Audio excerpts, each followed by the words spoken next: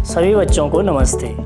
आज हम class 9th विज्ञान का जो तीसरा चैप्टर चल रहा है परमाणु एवं अणु, उसमें अब नेक्स्ट टॉपिक है हमारे पास परमाणु द्रव्यमान। इससे पूर्व हमने परमाणु के विषय में कुछ सामान्य जानकारियाँ प्राप्त की थी तथा इसके पश्चात हमने कुछ आवर्त सारणी के कुछ तत्वों के नाम और उनके प्रतीक चिन्ह लिखे थे। आशा है कि आप सभी लोगों ने उन्हें याद कर लिया होगा ताकि हम आगे लिखे जाने वाले जो आणविक सूत्र है उनको समझ और पढ़ पाएंगे।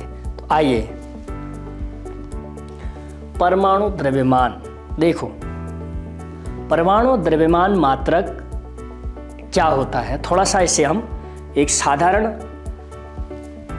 उदाहरण से हम समझ सकें। जैसे हम कहते हैं कि अगर एक दर्जन एक यूनिट है, एक मात्रक है, यदि बनानाज की संख्या 12 होती है, यदि आपके पास 12 बनानाज है तो हम उसे कहते हैं एक दर्जन। एक यूनिट बनाएगी, हम इसे एक दर्जन कहेंगे। इसी प्रकार मीटर में हमने कहा कि 100 सेंटीमीटर होंगे तो उसे 1 मीटर बोला जाएगा। तो इस तरह के एक मानक मात्रक बनाए गए हैं जो मापन की प्रक्रिया को और सरल बनाने में सहायता करते हैं। तो इसी प्रकार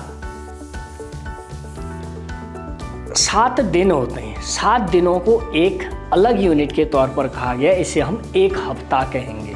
तो इसी प्रकार देखिए परमाणु का द्रव्यमान क्या है। परमाणु जैसे इससे पूर्व हमने सीखा कि तत्व का बहुत छोटा सा भाग है परमाणु या कण है। तो परमाणु कार्बन C12, यह परमाणु कार्बन का एक परमाणु है, नाम है जिसका कार्बन 12, C12 भी कहते हैं, का समस्थानिक मतलब उसी के स्थान पर रहने वाला कार्बन ही है कि एक परमाणु द्रव्यमान के 1/12वें भाग को परमाणु द्रव्यमान मात्रक इकाई एटॉमिक मास यूनिट कहते हैं, शॉर्टकट में AMU कहते हैं। जैसे हम सेंटीमीटर मीटर लिखते हैं तो यहाँ AMU या U लिखते हैं, नॉर्मली रूप में मान लेते हैं। मतलब एक AMU कितना होगा का, तो इसको मानक तौर पर कितना लिया, कार्बन परमाणु का 12वां हिस्सा, जो कार्बन 12 है एक तत्व, इसका 12वां हिस्सा, उसे हम क्या कहेंगे, एक AMU या एक U ऐसे लिखा जाता है। जैसे मैंने इससे पूर्व एग्जाम्पल में समझाया है कि 7 दिनों को हम एक हफ्ता कहते हैं, या 12 बनानाज होंगे तो उसे एक दर्जन कहते हैं। इसीलिए कहा कि कार्बन परमाणु C12 के 12वें भाग को हम एक AMU कहेंगे या एक परमाणु द्रव्यमान इकाई कहेंगे, या शॉर्ट में हम एक U लिखते हैं। तो आइए कुछ तत्व इससे पूर्व आपने याद किए होंगे, उनकी कुछ द्रव्यमान यहाँ पर देखते हैं किसका कितना है। हाइड्रोजन, इसका द्रव्यमान जो मात्रक जो द्रव्यमान इकाई है वो 1 है। ये है द्रव्यमान संख्या।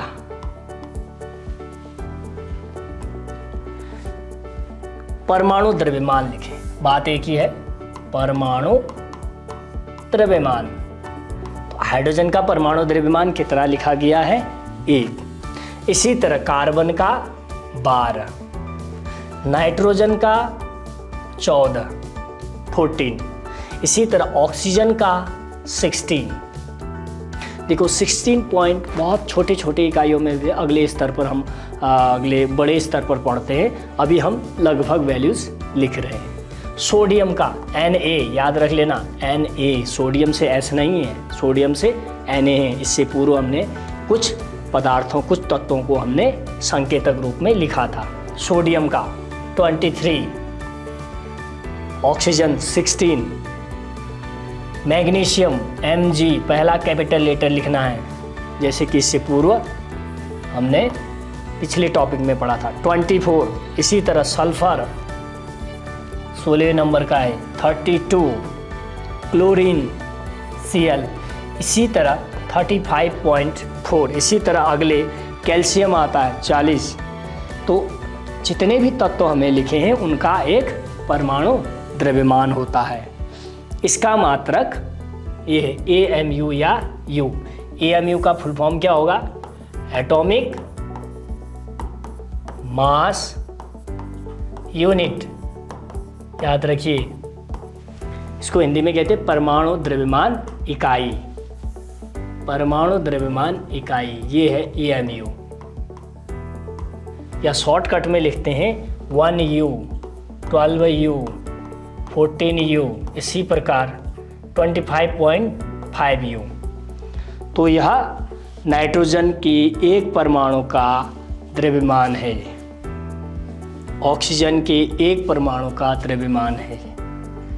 तो आशा है आपको यह समझ आया होगा, इसे आप याद करेंगे। अब है अणु। जैसे कि हमारे चैप्टर का जो दूसरा भाग था, दूसरा जो शब्द था वो था अणु। परमाणु के विषय में कुछ हमने चर्चा करी। अब आते हैं अणु पर। तो अणु किसे कहते हैं? देखिए, जैसे हाइड्रोजन गैस का अणु है, ये ऑक्सीजन गैस का अणु है, इन दोनों को मिलके जल बनता है।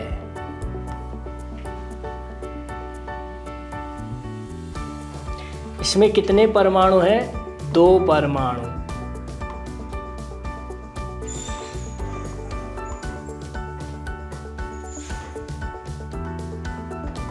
दो परमाणु हैं, इसमें भी 2 परमाणु हैं। तो याद रखिए, अणु किससे मिलकर बने हैं? परमाणुओं से। हाइड्रोजन के, तो हाइड्रोजन गैस में 2 परमाणु हैं, ऑक्सीजन गैस में भी 2 परमाणु हैं। तो अणु 2 या 2 से अधिक परमाणुओं का समूह होता है, जैसे H2 या O2 या O3। ओजोन के लिए भी शब्द यूज होता है। तो यहाँ पर 3 परमाणु मिलके एक अणु बना है, यहाँ पे 2 परमाणु मिलके एक अणु बना है। अणु आपस में रासायनिक बंध द्वारा जुड़े होते हैं।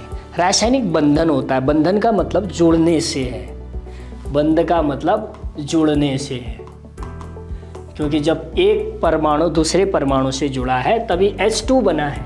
H और H 2 जुड़ के H2 हुआ। अणु किसी तत्व या यौगिक का सबसे छोटा सूक्ष्मतम कण होता है।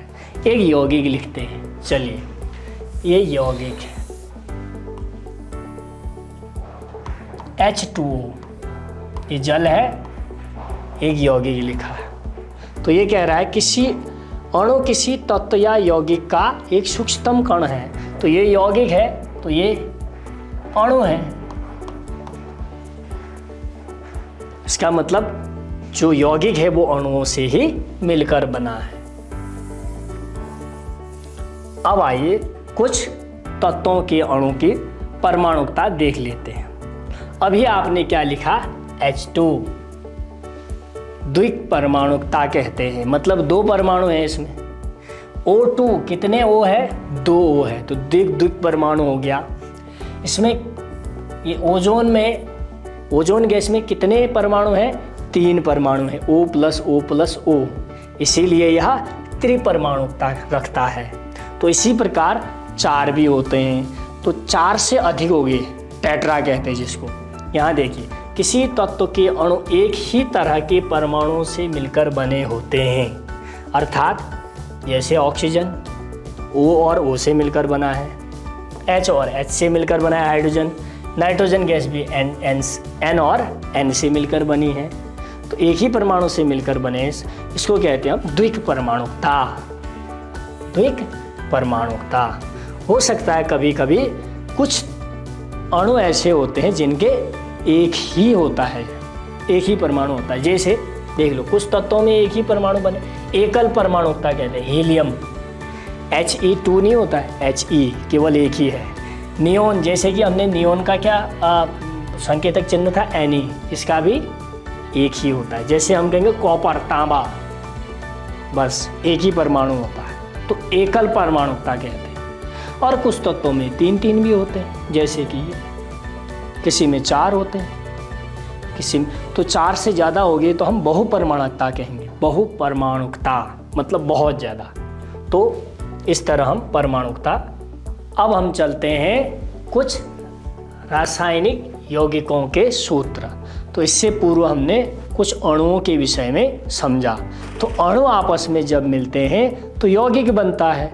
जैसे एक अणु ले लेते हैं हम H2, जैसे कि इससे पूर्व चर्चा हुई H2, दूसरा अणु O2। इनसे इनका जब मिश्रण होता है यहाँ ये जब मिलते हैं तो H2O जल बनता है। तो ये हो गया यौगिक।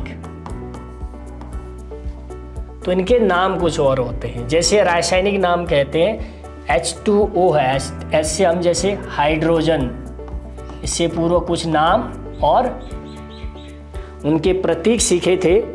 आशा है कि आपको वह सभी याद होंगे। तो अगर याद है तो हम इन यौगिकों के सूत्र और नाम आसानी से लिख सकते हैं। तो हाइड्रोजन ऑक्साइड कहते हैं, हाइड्रोजन ऑक्साइड।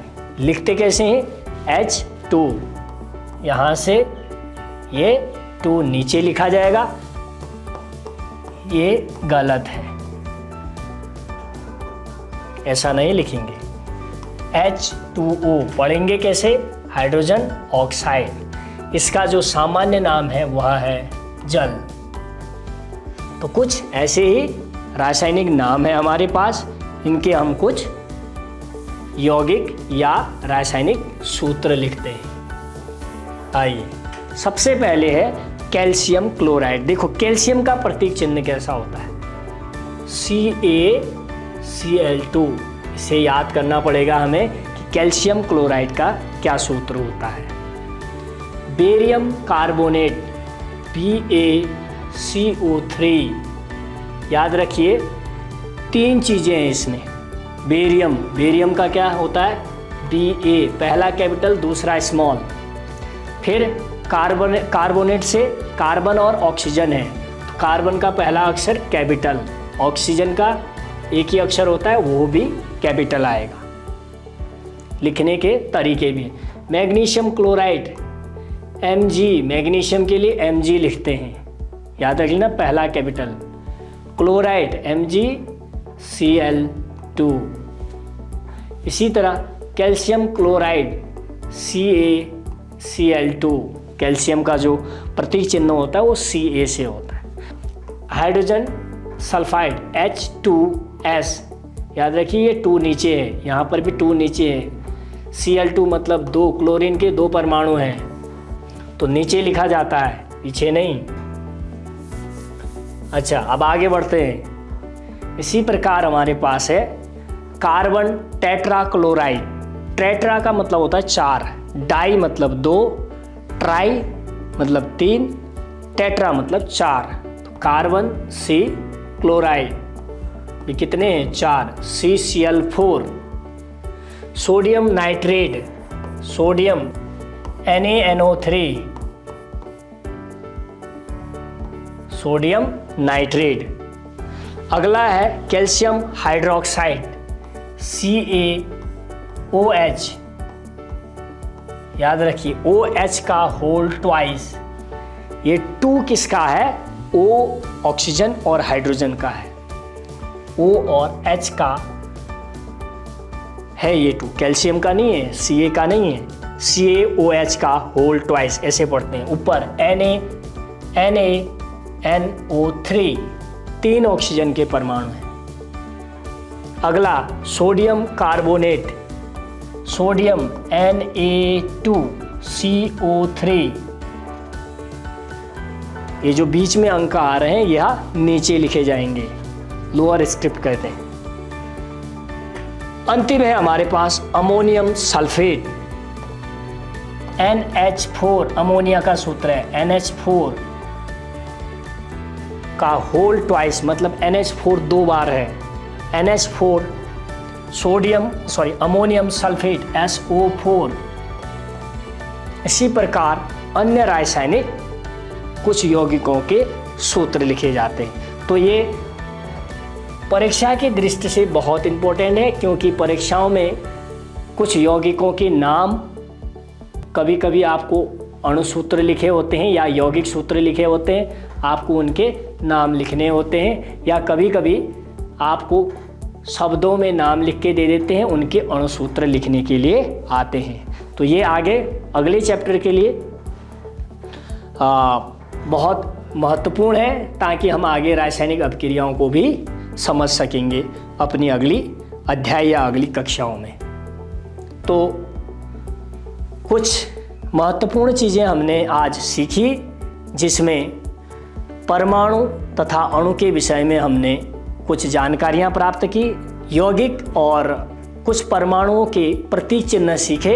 आशा है कि इसे आप याद करेंगे ताकि हम आगे पढ़ सकें, ताकि आगे हम आने वाले जो टॉपिक्स या अभिक्रियाएं हैं उनको समझ सकें। तो बने रहिएगा, तब तक सभी को धन्यवाद।